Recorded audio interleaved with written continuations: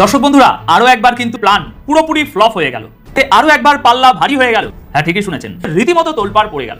তারা ভাবতে বসলো, ভাই হচ্ছেটা কি এসব? সমর্থনে এভাবে একজোট হতে দেখে তো রীতিমতো হুশ উড়ে গেছে। কংগ্রেচুলেশন। সেদিন মনে হয় যে একটা মিসাল তৈরি করেছে। কি এটা? বাংলাদেশের মানুষ প্লাস জনগণ ওই এলাকা তারা বুঝাই দিছে নেতৃত্ব বা ক্ষমতা এটা আল্লাহর তরফ থেকে আসে। ওর খাওয়া নেতা কিন্তু এমনি এমনি নেতা হয় নাই। চারিদিকে শুধু পদত্যাগের হিড়িক।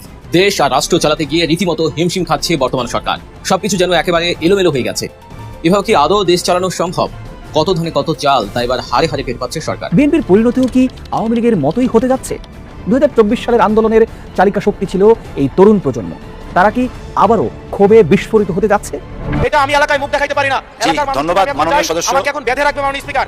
আপনার মাধ্যমে মন্ত্রী মহোদয়কে যদি আপনি একটা রুলিং দিতেন এই বিষয়ে যেন উনি যথাযথভাবে ব্যবস্থা নেয়। আমি ভিক্ষা চাই এই সংসদের কাছে। 10 লক্ষ মানুষের প্রাণ বাঁচাবে মাননীয় স্পিকার, আমি আপনাদের কাছে ভিক্ষা চাই। তারেক জিয়াকে বাধ্য করে সুখবর আদায় করে নিল জামাত ইসলামী জোট।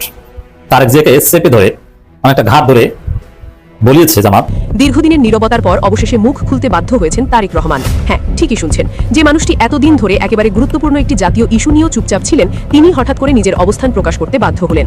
আর এই পরিবর্তনের পেছনে কাজ করেছে জামায়াতে ইসলামীর এক কঠিন, হিসাব করা এবং কৌশলী রাজনৈতিক চাপ। শিক্ষামন্ত্রী, আপনি কোমলমতির বাচ্চাদেরকে যে কথাটা শিখাইতেছেন এটা ভালো ইঙ্গিত করে না। উনি আবার জবাব দিতে গিয়ে বলছেন, কেন আগের সরকার বলতো না পুতুলকে প্রধানমন্ত্রী বানাবে, এভাবে স্কুলে প্রচার করতো না? আগে সরকার এগুলো করছে বলেই তো 5 আগস্ট হয়েছে না, কাজটা ঠিক হইল না। আসসালামু আলাইকুম দর্শক, বাংলাদেশের বর্তমান রাজনৈতিক প্রেক্ষাপট নিয়ে আজকের এই ভিডিওটি সাজানো। ভিডিওর শুরুতেই অনেকগুলো ভিডিওর অংশ বিশেষ আপনারা অলরেডি দেখে ফেলেছেন। দেখেই বুঝতে পেরেছেন যে আজকের এই ভিডিওটি কতটুকু গুরুত্বপূর্ণ এবং আকর্ষণীয় হতে চলেছে। সবাইকে বলবো আজকের এই ভিডিওটি আপনাদেরকে ধৈর্য সহকারে দেখতে হবে এবং প্রত্যেকটি বিশ্লেষকের বিশ্লেষণগুলো মনোযোগ সহকারে শুনতে হবে। তাহলেই আজকের এই ভিডিওর সারমর্ম জানতে পারবেন বা বুঝতে পারবেন। তো চলুন তাহলে কথা না বাড়াই, একটা লাইক দিয়ে সবগুলো ভিডিওর বিস্তারিত আলোচনাগুলো শুনে আসি। রাজনীতিতে সম্প্রতি এমন এক ঘটনা ঘটেছে যা অনেকের কাছেই একেবারে অবিশ্বাস্য এবং অকল্পনীয় বলে মনে হয়েছে। দীর্ঘদিনের নীরবতার পর অবশেষে মুখ খুলতে বাধ্য হয়েছেন তারেক রহমান। হ্যাঁ, ঠিকই শুনছেন, যে মানুষটি এতদিন ধরে একেবারে গুরুত্বপূর্ণ একটি জাতীয় ইস্যু নিয়েও চুপচাপ ছিলেন, তিনি হঠাৎ করে নিজের অবস্থান প্রকাশ করতে বাধ্য হলেন। আর এই পরিবর্তনের পেছনে কাজ করেছে জামায়াতে ইসলামীর এক কঠিন, হিসাব করা এবং কৌশলী রাজনৈতিক চাপ। দিনের পর দিন তারেক রহমানের এই নীরবতা সাধারণ মানুষের চোখে ধরা পড়ছিল। শুধু তাই নয়, সোশ্যাল মিডিয়াতেও এ নিয়ে তীব্র সমালোচনা হচ্ছিল। মানুষ প্রশ্ন তুলছিল, এত বড় একটি ইস্যুতে কেন তিনি কোনো বক্তব্য দিচ্ছেন না? কোথায় তার অবস্থান? কেন তিনি এড়িয়ে যাচ্ছেন? এই প্রশ্নগুলো ধীরে ধীরে জনমনে ক্ষোভে রূপ নিতে শুরু করে। এমনকি অনেকেই মনে করছিলেন তিনি হয়তো ইচ্ছাকৃতভাবেই বিষয়টি পাশ কাটিয়ে যাচ্ছেন। বিএনপির মতো একটি বড় রাজনৈতিক দল, যারা ক্ষমতায় এসেছে মাত্র 1.5 মাসের কিছু বেশি সময় আগে, তাদের কাছ থেকে মানুষ স্বাভাবিকভাবেই স্পষ্ট অবস্থান আশা করেছিল। কিন্তু বাস্তবে দেখা গেল সম্পূর্ণ ভিন্ন চিত্র। বরং জামায়াতে ইসলামীর মতো একটি দল খুব কৌশলে রাজনৈতিক মাঠে নিজেদের উপস্থিতি জোরালো করে তোলে এবং পরিস্থিতিকে নিজেদের অনুকূলে নিতে শুরু করে। এখানেই তৈরি হয় সেই প্রশ্ন, কিভাবে বিএনপি এমন একটি চালের কাছে কার্যত চাপে পড়ে গেল? আর কেনই বা শেষ পর্যন্ত তারেক রহমান নিজের অবস্থান পরিবর্তন করতে বাধ্য হলেন? এই প্রশ্নগুলোর উত্তর খুঁজতেই আমাদের একটু পেছনে যেতে হবে। সাম্প্রতিক সময়ে জুলাই সনদ নামে একটি গুরুত্বপূর্ণ বিষয়কে কেন্দ্র করে সারা দেশে ব্যাপক আলোচনা শুরু হয়। শুধু সাধারণ মানুষের মধ্যেই নয়, এই ইস্যুটি জাতীয় সংসদ পর্যন্ত গড়ায়। এমনকি সংসদের অন্যান্য কার্যক্রম স্থগিত রেখে এই বিষয় নিয়ে 2 দফা বিস্তারিত আলোচনা হয়, একবার সরকারি দলের প্রস্তাবে, আরেকবার বিরোধী দলের উদ্যোগে।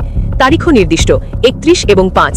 কিন্তু অবাক করার মতো বিষয় হলো, এই গুরুত্বপূর্ণ আলোচনার দিনগুলোতে তারেক রহমান ছিলেন সম্পূর্ণ নীরব। তিনি একটি শব্দ উচ্চারণ করেননি। এমনকি যখন পুরো দেশ এই ইস্যু নিয়ে উত্তপ্ত, তখনও তার কাছ থেকে কোনো প্রতিক্রিয়া পাওয়া যায়নি। এই নীরবতা সাধারণ মানুষের কাছে ধীরে ধীরে রহস্যময় এবং বিরক্তিকর হয়ে ওঠে। এর ফলও খুব দ্রুত দেখা যায়। সোশ্যাল মিডিয়ায় শুরু হয় তীব্র সমালোচনা। কেউ কেউ তাকে ব্যঙ্গ করে বোবা প্রধানমন্ত্রী বলতেও শুরু করে। আবার কেউ কেউ তার নেতৃত্বের সক্ষমতা নিয়েও প্রশ্ন তোলে। অনেকে সরাসরি তার শিক্ষাগত যোগ্যতা নিয়ে মন্তব্য করে বলেন, এত জটিল বিষয় কি তিনি আদৌ ব্যাখ্যা করতে সক্ষম? আরও কঠিন ভাষায় কেউ কেউ অভিযোগ করে বসেন যে মুখস্থ স্ক্রিপ্ট ছাড়া তিনি নিজে থেকে কিছু বলতে পারেন না। এই ধরনের তীব্র সমালোচনা, ব্যঙ্গ এবং প্রশ্নের মুখে পড়েও দীর্ঘ সময় পর্যন্ত তিনি নীরব ছিলেন, যা পরিস্থিতিকে আরও জটিল করে তোলে। শুধু সাধারণ মানুষ নয়, বিরোধী দলের নেতারাও সংসদের ভেতরে বারবার এই বিষয়টি তুলতে থাকেন। তারা প্রশ্ন করেন, সংসদ নেতা উপস্থিত থাকা সত্ত্বেও কেন তিনি কোনো বক্তব্য দিচ্ছেন না? কেন এই গুরুত্বপূর্ণ বিষয়ে তিনি নিশ্চুপ? সংসদের ভেতরে এই নিয়ে তুমুল তর্ক বিতর্ক হয়েছে, কিন্তু তাতেও যেন কোনো পরিবর্তন আসেনি।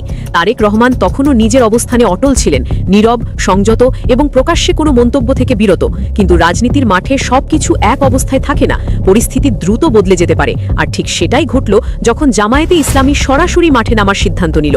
পরিস্থিতির মোড় ঘুরতে শুরু করে ঠিক তখনই যখন জামায়াতে ইসলামী বুঝতে পারে বিএনপি জুলাই সনদ ইস্যুতে স্পষ্ট অবস্থান না নিয়ে এক ধরনের টালা বাহানা করছে। এই উপলব্ধি থেকেই তারা আর অপেক্ষা না করে সরাসরি মাঠে নামার সিদ্ধান্ত নেয়। তবে তাদের এই নামা ছিল না কোনো হঠকারী বা আবেগ নির্ভর পদক্ষেপ, বরং ছিল অত্যন্ত পরিকল্পিত, সুসংগঠিত এবং কৌশলগত। জামায়াত দেশের বিভিন্ন জেলায় জেলায় কর্মসূচি শুরু করে, কিন্তু লক্ষণীয় বিষয় হলো এটি ছিল না প্রচলিত অর্থে ভাঙচুর, অগ্নিসংযোগ বা সহিংসতার কোনো আন্দোলন, বরং তারা বেছে নেয় সম্পূর্ণ ভিন্ন একটি পথ। তারা গণসংযোগ শুরু করে, মানুষের দ্বারে দ্বারে পৌঁছে যায়, লিফলেট বিতরণ করে, ছোট ছোট সেমিনার ও আলোচনা সভার আয়োজন করে। অর্থাৎ তারা সরাসরি জনগণের মন জয় করার দিকে মনোযোগ দেয়। এই পদ্ধতিটি ছিল অত্যন্ত কার্যকর, কারণ তারা শুধু আন্দোলনই করেনি, বরং একটি নির্দিষ্ট বার্তা খুব পরিষ্কারভাবে মানুষের কাছে পৌঁছে দিতে পেরেছে। আর সেই বার্তাটি ছিল বিএনপি এবং তার নেতৃত্বকে ঘিরে। তারা সাধারণ মানুষের মধ্যে এই ধারণা ছড়িয়ে দিতে সক্ষম হয় যে বিএনপি প্রতিশ্রুতি রক্ষা করে না, তারা দ্বিচারিতা করে এবং তাদের রাজনৈতিক অবস্থান বিশ্বাসযোগ্য নয়। ধীরে ধীরে এই বার্তাটি জনমনে প্রভাব ফেলতে শুরু করে, মানুষ বিষয়টি নিয়ে ভাবতে শুরু করে, আলোচনা করতে শুরু করে এবং এক পর্যায়ে অনেকেই এই বক্তব্যকে সত্য বলে মেনে নিতে শুরু করে। রাজনীতিতে সবচেয়ে বড় শক্তি হলো জনমত, আর সেই জনমত যখন বিপরীতে যেতে শুরু করে তখন সেটি যে কোনো ক্ষমতাসীন দলের জন্য বড় ধরনের সতর্ক সংকেত। জামায়াত ঠিক এই জায়গাতেই আঘাত করেছে। তারা কোনো বিশৃঙ্খলা সৃষ্টি না করেই, কোনো বড় ধরনের সংঘর্ষে না গিয়েই শুধুমাত্র ধারাবাহিক প্রচারণার মাধ্যমে একটি শক্তিশালী জনমত তৈরি করে ফেলেছে। আর এই জনমতই বিএনপির জন্য সবচেয়ে বড় চ্যালেঞ্জ হয়ে দাঁড়ায়। ভাবুন, একটি সরকার মাত্র 1.5 মাস আগে ক্ষমতায় এসেছে। এই স্বল্প সময়ের মধ্যেই যদি সাধারণ জনগণ থেকে শুরু করে রাজনৈতিক প্রতিপক্ষ সবাই তাদেরকে অবিশ্বাস করতে শুরু করে, তাহলে সেই সরকারের জন্য পরিস্থিতি কতটা অস্বস্তিকর হয়ে উঠতে পারে। ঠিক এই বাস্তবতাই সামনে এসে দাঁড়ায় বিএনপির জন্য। তারেক রহমান এবং দলের শীর্ষ নেতারা বিষয়টি খুব দ্রুত অনুধাবন করতে পারেন। তারা বুঝতে পারেন এই অবিশ্বাস যদি আরও গভীর হয় তাহলে তা ভবিষ্যতে তাদের জন্য মারাত্মক ক্ষতির কারণ হতে পারে। কারণ রাজনীতিতে ইমেজ বা ভাবমূর্তি একবার নষ্ট হয়ে গেলে সেটি পুনরুদ্ধার করা অত্যন্ত কঠিন। এই অবস্থায় সবচেয়ে বড় ভয়ের জায়গাটি ছিল বিশ্বাসযোগ্যতা। মানুষ যদি একবার বিশ্বাস করে ফেলে যে একটি দল কথা রাখে না, তাহলে সেই দলের প্রতিটি ভবিষ্যৎ প্রতিশ্রুতিও প্রশ্নবিদ্ধ হয়ে যায়। জামায়াতের প্রচারণা ঠিক এই বিশ্বাসযোগ্যতার জায়গাটিকেই টার্গেট করেছিল এবং সেখানেই তারা সফল হয়েছে। অনেকের মধ্যেই তখন এমন ধারণা তৈরি হতে শুরু করে যে তারেক রহমান গণভোটে একটি অবস্থান নিলেও বাস্তবে হয়তো ভিন্ন কিছু করার পরিকল্পনা করছেন। কেউ কেউ ভাবতে থাকে জুলাই সনদকে হয়তো শেষ পর্যন্ত বাস্তবায়নই করা হবে না, বরং কোনো না কোনোভাবে এটি পাশ কাটিয়ে যাওয়ার চেষ্টা করা হবে। এই সন্দেহ এবং অবিশ্বাসী ধীরে ধীরে বড় সংকটে রূপ নিতে থাকে। এমন পরিস্থিতিতে চুপ করে থাকা আর সম্ভব ছিল না, কারণ নীরবতা তখন আর কৌশল হিসেবে কাজ করছিল না, বরং সেটি দুর্বলতা হিসেবে ধরা পড়ছিল। আর এই চাপই শেষ পর্যন্ত তারেক রহমানকে নিজের অবস্থান স্পষ্ট করতে বাধ্য করে। অবশেষে তিনি মুখ খুললেন, এবং শুধু মুখই খুললেন না, বরং সম্পূর্ণ ভিন্ন এক সুরে কথা বললেন। ঢাকা সেনানিবাসে প্রধানমন্ত্রীর এক দরবারে বক্তব্য দিতে গিয়ে তিনি স্পষ্টভাবে ঘোষণা করেন যে জুলাই সনদে যেভাবে স্বাক্ষর করা হয়েছে তার প্রতিটি দফা বাস্তবায়নে সরকার বদ্ধপরিকর। এই বক্তব্যের মাধ্যমে তিনি একটি পরিষ্কার বার্তা দিতে চেয়েছেন, সরকার কোনো ধরনের আংশিক বাস্তবায়নের পথে যাবে না, বরং চুক্তিতে যেভাবে উল্লেখ আছে ঠিক সেভাবেই সেটি কার্যকর করা হবে। অর্থাৎ এখানে আর কোনো ব্যর্থতা রাখা হলো না। রাজনৈতিক বিশ্লেষকদের মতে এই ঘোষণাটি ছিল একটি গুরুত্বপূর্ণ মোড়। বিশেষ করে গণভোটের প্রেক্ষাপটে এটি একটি ইতিবাচক সংকেত হিসেবেই দেখা হয়, কারণ গণতান্ত্রিক ব্যবস্থায় জনগণের মতামতের ভিত্তিতে গৃহীত কোনো সিদ্ধান্ত বাস্তবায়ন করা সরকারের দায়িত্ব, এটাই স্বাভাবিক প্রত্যাশা। তবে এখানেই একটি বড় প্রশ্ন উঠে আসে, কারণ খুব বেশি দিন আগের কথা নয়, বিএনপির অনেক শীর্ষ নেতা এই জুলাই সনদ ইস্যুকে তেমন গুরুত্বই দেননি। কেউ কেউ এটিকে তাচ্ছিল্যের সুরে উড়িয়ে দিয়েছিলেন। এমনকি বলা হয়েছিল এটি বড়জোর অতীতের কোনো রাজনৈতিক রূপরেখার মতো একটি বিষয়, এর বেশি কিছু নয়। কিন্তু সময়ের ব্যবধানে সেই একই নেতারাই এখন সম্পূর্ণ ভিন্ন অবস্থান নিতে বাধ্য হচ্ছেন। তারা বলছেন জুলাই সনদ অক্ষরে অক্ষরে বাস্তবায়ন করা হবে। এই হঠাৎ পরিবর্তনের পেছনে যে চাপ কাজ করেছে সেটি এখন আর কারো অজানা নয়। এখন সবচেয়ে গুরুত্বপূর্ণ প্রশ্নটি হলো, জামায়াতের এই জেলা পর্যায়ের শান্তিপূর্ণ কর্মসূচি দেখে তারেক রহমান এতটা চাপে পড়লেন কেন? বাস্তবে তো দেখা গেছে এই আন্দোলনের কারণে দেশের স্বাভাবিক কার্যক্রমে তেমন কোনো বিঘ্ন ঘটেনি। কোথাও বড় ধরনের যানজট তৈরি হয়নি, সহিংসতা বা বিশৃঙ্খলার ঘটনাও ঘটেনি। সবকিছুই ছিল নিয়ন্ত্রিত, সুশৃঙ্খল এবং পরিকল্পিত। তাহলে ভয়ের কারণটা কোথায়? এর উত্তর একটাই, বিশ্বাসযোগ্যতা। রাজনীতিতে সবচেয়ে বড় সম্পদ হচ্ছে মানুষের বিশ্বাস, আর সেই বিশ্বাস যখন টলতে শুরু করে তখন সেটি যে কোনো সরকার বা রাজনৈতিক রাজনৈতিক দলের জন্য সবচেয়ে বড় হুমকি হয়ে দাঁড়ায়। জামায়াতের ধারাবাহিক প্রচারণার ফলে সাধারণ মানুষের মনে একটি ধারণা শক্তভাবে গেঁথে যেতে শুরু করেছিল যে বিএনপি হয়তো তাদের দেওয়া প্রতিশ্রুতি রক্ষা করবে না। মানুষের মধ্যে এমন কথাও ছড়িয়ে পড়ে যে গণভোটে সমর্থন দিলেও বাস্তবে হয়তো তারেক রহমান ভিন্ন কোনো পরিকল্পনা করছেন। কেউ কেউ সন্দেহ করতে শুরু করে জুলাই সনদকে হয়তো ধীরে ধীরে অকার্যকর করে দেওয়া হবে কিংবা কোনো কৌশলে এটি পাশ কাটিয়ে যাওয়া হবে। এই যে অবিশ্বাসের বীজ রোপিত হচ্ছিল, সেটিই ছিল সবচেয়ে বড় বিপদের সংকেত। তারেক রহমান ঠিক এই জায়গাটি উপলব্ধি করেছিলেন। তিনি বুঝতে পেরেছিলেন যদি এখনই পরিস্থিতি নিয়ন্ত্রণে আনা না যায় তাহলে ভবিষ্যতে এর প্রভাব আরও গভীর হতে পারে।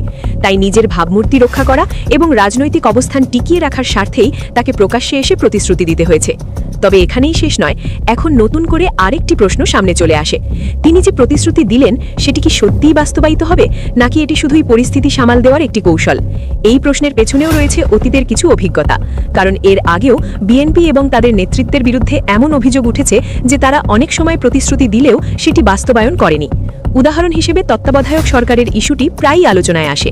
অতীতে যখন এই বিষয়টি নিয়ে ঐক্যমত তৈরি হয়েছিল, তখনও পরে সেই অবস্থান থেকে সরে যাওয়ার অভিযোগ রয়েছে। এই ইতিহাস মাথায় রেখেই অনেকেই এখন সতর্ক অবস্থান নিচ্ছেন। তারা বলছেন শুধু কথাই নয়, বাস্তবায়নের মাধ্যমে প্রমাণ দিতে হবে। কারণ রাজনীতিতে চূড়ান্ত বিচার হয় কাজের মাধ্যমে, কথার মাধ্যমে নয়। এখানে একটি গুরুত্বপূর্ণ বিষয় হচ্ছে সময়সীমা। জুলাই সনদ বাস্তবায়নের জন্য নির্দিষ্ট করে 180 দিনের একটি সময় বেঁধে দেওয়া হয়েছে।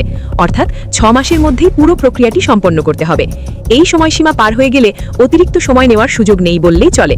এই ধরনের সময়সীমা রাজনীতিতে খুবই গুরুত্বপূর্ণ, কারণ এটি সরকারের ওপর একটি দৃশ্যমান চাপ তৈরি করে। জনগণ তখন নির্দিষ্ট সময় ধরে অপেক্ষা করে এবং সময় শেষ হলে তারা ফলাফল দেখতে চায়। ফলে সরকার চাইলে বিষয়টি দীর্ঘসূত্রিতায় ফেলতে পারে না। কিন্তু এখন তার ওই দিনটা নাই। এখন কোনো কিছুই লুকাইতে পারবে না কেউ, সবকিছু সামনে চলে আসবে। দেখেন না আমাদের শিক্ষামন্ত্রী কোন কথা আগে বলছে, কোন কথা পরে বলছে, সবকিছু সামনে আসছে না। উনি বলছিল আমেরিকার শিক্ষা ব্যবস্থা বাংলাদেশে ইন করাবে। তারপরে ঘটনা তো আপনারা জানেন, জাইমা রহমানকে নিয়ে একটা ঘটনা ঘটছে। উনি কিছু জিজ্ঞাসা করছে কিছু বাচ্চা ছেলেকে, ওইটা নিয়ে আজকে আবার উনি জবাব দিছে। উনি বলছে এটা আমি নির্বাচনের আগে ভোট চাইতে গেছিলাম আমার এলাকায় একটা স্কুলে, তখন আমি এই কথাটা বলছি। আমি তো মন্ত্রী হওয়ার পরে কথা বলি নাই। এখন এটা নিয়ে সবাই আমাকে ট্রল করতেছে। আবার উনি এটাও বলতেছে আল্লাহ চাইলে কি জাইমা রহমান প্রধানমন্ত্রী হইতে পারবে না, যেমন তারেক রহমান সাহেব আল্লাহ চাইছে বলে প্রধানমন্ত্রী হয়েছে। এই কথা উনি জোর দিয়া বলতেছে। কিন্তু আমাদের প্রশ্ন ছিল আপনি ওই কোমলমতি বাচ্চাদের কাছে কেন যায় ওই কথাটা বলবেন? যারা 18-র উপরে তাদের সঙ্গে যদি আলাপ করতেন তাইলে এত প্রশ্ন আসতো না। আপনি কোমলমতি বাচ্চাদেরকে যে কথাটা শিখাইতেছেন এটা ভালো ইঙ্গিত করে না। উনি আবার জবাব দিতে গিয়ে বলছে কেন আগের সরকার বলতো না পুতুলকে প্রধানমন্ত্রী বানাবে, এইভাবে স্কুলে প্রচার করতো না। আগের সরকার এগুলো করছে বলেই তো 5 আগস্ট হয়েছে। আপনি আগের সরকার যা করছে ওইটার জবাব দিতে গিয়া জাইমা রহমানকে প্রধানমন্ত্রী বানাবেন, আপনি পুতুলের সাথে জাইমা রহমানকে তুলনা করলেন, এটা কোনো কাজ করলেন না। দর্শক আশা করি সবগুলো ভিডিওই দেখেছেন এবং সকল বিশ্লেষকদের বিশ্লেষণগুলো মনোযোগ সহকারে আপনারা শুনেছেন। তো প্রত্যেকটি বিশ্লেষকের বিশ্লেষণগুলো শোনার পরে আপনারা কি জানলেন, বুঝলেন? অবশ্যই আপনাদের মূল্যবান মতামত আজকের এই ভিডিওর কমেন্ট বক্সে জানিয়ে দিন। আর হ্যাঁ, পারলে ভিডিওটি শেয়ার করে সবাই দেখার সুযোগ করে দিন। আর আমাদের এই channel Nasir Islamic media centre যদি আপনারা নতুন হন, প্রতিনিয়ত এ ধরনের গরম গরম খবরগুলো পেতে আমাদের এই চ্যানেলটি সাবস্ক্রাইব করে আমাদের সাথে থাকুন। ইতিমধ্যে যারা অলরেডি সাবস্ক্রাইব করে দিয়েছেন সবাইকে অসংখ্য ধন্যবাদ জানিয়ে ভিডিওটি এখানে শেষ করছি। ভালো থাকবেন সবাই, আল্লাহ হাফেজ।